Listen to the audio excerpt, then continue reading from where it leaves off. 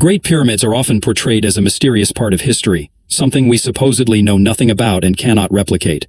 This is false. From beginning to end, the only thing we don't fully know are the finer details. The answer to the main mystery surrounding the pyramids has long been discovered.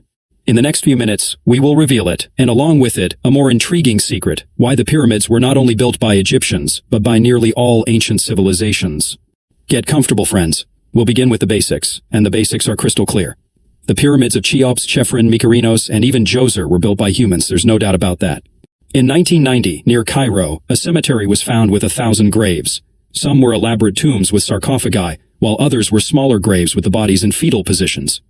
The average age of those in the tombs was around 50 to 60 years old, while those in the smaller graves were around 30 to 35 years old. Inscriptions revealed that the tombs were for overseers, engineers, and foremen. The people buried in fetal positions were the ordinary laborers. All of them had worked on building the pyramids, and 1,000 corpses hint at the scale of the construction that took place. After all, it's clear that not everyone died at work, so they had to be buried far from home, right at the construction site. On the other hand, it's also evident that this is not the only cemetery. We just haven't found the others yet, simply because this all happened 5,000 years ago. Half of the shipwrecks from the time of the colonization of America can't even be found, and their roots are clearly known. Now, we're talking about events that, for the Roman Empire, were as distant in the past as the Roman Empire is to us today. So, with that cleared up, let's move on. In 2013, Egyptologist Richard Rating, a doctoral student at the University of Michigan, didn't get lazy and compiled some remarkable statistics. He studied 175,000 remains found in the village of the builders of the Pyramid of Mykerinos, located 500 meters south of the Sphinx. His research led him to the conclusion that the massive amount of animal bones in the village could only be explained by feeding the workers. Cows, goats, sheep, and pigs, all their bones were so numerous that either the pyramids were built by pigs or these animals were organized to feed the workers. Clearly, the second option is more logical. Richard Rating went further, conducting detailed research on where these animals were transported from, how, and why. We'll leave a link to the study in the description, but in short, 2 tons of meat were consumed daily just by the builders in this village. A medieval peasant would have died of envy, but in the case of the pyramids, it makes sense. In the graves mentioned earlier, nearly all skeletons showed signs of injuries related to carrying heavy loads. The work was incredibly tough, and you can't do that kind of work on bread and water alone. So, they were fed meat in serious quantities. Bottom line, we have evidence of tens of thousands of laborers who lived in villages built specifically for them near the pyramids. These laborers were well taken care of. They weren't slaves, and they were carrying out important tasks. Now, the mystery of Jacques Fresco, who built the pyramids, humans or aliens? Of course, it was humans. We've known this for a long time, regardless of how hard popular TV channels try to prove otherwise. Or should we believe that people were simply gathered from all over Egypt fed meat, and then stood by watching as aliens built the pyramids? Maybe they applauded so hard that they hurt their backs out of sheer admiration? Obviously, this scenario is absurd. What we don't know are the exact details and specific methods of construction. It's worth noting that many working theories exist, like the hydraulic elevators we've discussed in previous videos.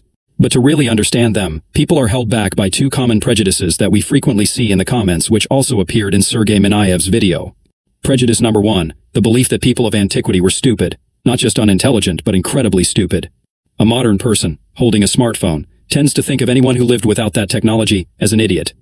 This leads to the common use of Neanderthal as an insult, and the assumption that people of the past couldn't possibly have had advanced scientific knowledge. Science itself contributed to this misconception, and it's only in recent years that this view has started to change. If you take an actual Neanderthal and put him on a desert island, along with a modern guy holding a smartphone, the Neanderthal would quickly have shelter, fire, and hot water, while the modern guy would be eaten alive by mosquitoes and fall into depression. So, which one is really smarter? You can raise the stakes even further and take someone like Eratosthenes, who, in the 3rd century BCE, calculated the Earth's radius with remarkable accuracy.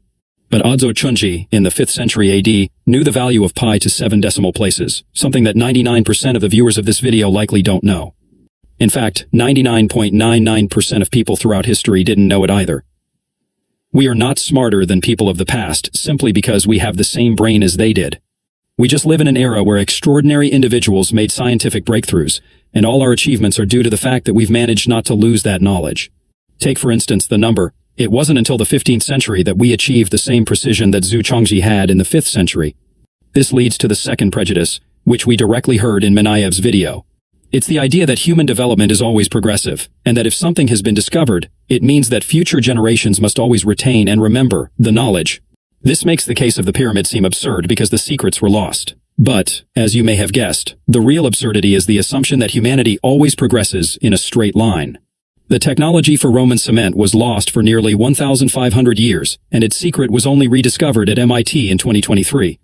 Multi-story insulae, which crowded Rome long before our era, didn't start being built again for over 1,000 years. There are countless examples of lost and rediscovered technologies. This includes the steam engine, which had prototypes in ancient Greece, but then reappeared in England 2 millennia later. The challenge with Egypt is that it's truly ancient, and while we still have some data about Eratosthenes, the information about scientists who lived millennia before him is almost non-existent. But considering that there were working sewers in Crete as early as the 3rd millennium BC, it's easy to believe that the legendary Imhotep was just as capable of making complex calculations, like today's architecture students. These students, by the way, could easily build pyramids for you, and the idea that we can't reproduce them is just a myth. Give any student unlimited funds and 1,100 workers, and they'd be able to do the same. What's even more amusing is that this process of scaling down can be seen within the pyramids themselves. The Pyramid of Mykerinos, which we've mentioned, built in 2520 BC, is 10 times smaller than the Pyramid of Cheops, constructed just 100 years earlier. And all subsequent pyramids were even smaller. Even the Egyptians were shocked by the immense labor costs of these projects. You can see from the surviving pyramids how they became progressively smaller and simpler. By the middle of the 2nd millennium BC, the Egyptians had stopped undertaking such grandiose construction projects. And it's not hard to see why. Just as their state developed, people began indulging more, and convincing them to participate in large-scale projects became harder. Just like today, we're not building new reservoirs or founding new cities every year as they did in the USSR. The real mystery, however, isn't so much about the pyramids of ancient Egypt themselves, but rather why ancient civilizations all over the world built pyramids. Jebel Barkal in Sudan, the Qin Shi Huang Mausoleum in China, the Pyramid of the Sun in Mexico, and Ko Kher in Cambodia. These are just a few examples. Even in Antarctica, enthusiasts from Ren TV claim to find structures similar to pyramids. The question is, why? Why did people in different parts of the world choose the same shape for their constructions? One theory is that the ancient world was not as isolated as we might think, and people were aware of each other's existence. We've often discussed Thor Heyerdahl's experiment, where he built boats modeled after ancient Egyptian designs and successfully sailed them to America. It's logical to assume that over Egypt's 5,000-year history, someone might have ventured across the globe. This theory is plausible, but is challenged by a discovery made in 2023 in Indonesia. On the island of Java, there's the Gunung Padang Pyramid. Studies published in the journal Archaeological Prospections suggest that it is definitely older than any known Egyptian pyramid. Some archaeologists even cautiously estimate its age at 20,000 years. Even if we accept the more conservative estimate of 10,000 years, it's still twice as old as the pyramids at Giza. This brings us to a second and perhaps more logical theory. It's something familiar to anyone who has tried to build something in nature. It's unlikely that you'd start by building a 2-story cottage with a swimming pool on the roof. Rather, it was a tent or a hut, and pointed ones at that. This is important because the triangle shape is the simplest and sturdiest to build. Most scientists are inclined to believe that the matter lies in the basic laws of physics. People of antiquity built pyramids in groups simply because it is the most stable and simple design for construction, especially when not much space is needed inside, as was the case for the pharaohs with their burial chambers and for the Mexicans with their temples. So here too, the answer lies on the surface and is easily confirmed in practice. Moreover, viewers of our archaeology series are aware that every year there is more and more evidence of advanced ancient civilizations. Minoan engineers, 5,000 years ago, built earthquake-resistant palaces.